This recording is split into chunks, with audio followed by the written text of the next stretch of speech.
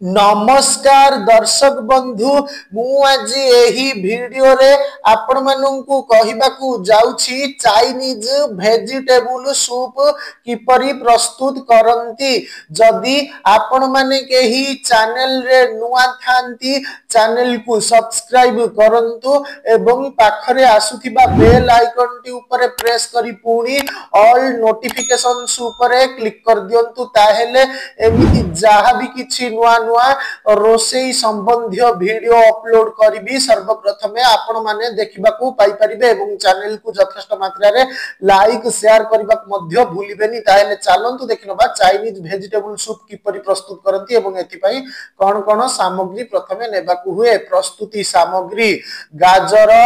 गोटाए बंधा कोबी कटा 1 कप लेटुस पत्र किछि फूल कोबी 50 ग्राम पियाज गोटाए संढा सह चिमुटाए बेकिंग पाउडर चिमुटाए साइट्रिक एसिड सोया सॉस 2 चम्मच लूण रुचि मुताबक।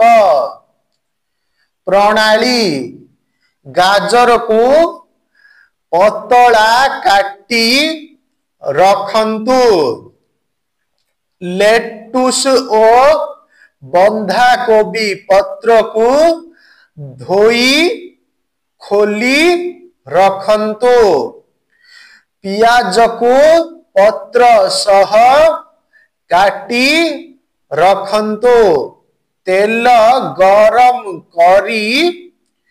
उच्च तापरे परिबा गुडी को भाजी नियंतो ता देहरे बेकिंग पाउडर साइट्रिक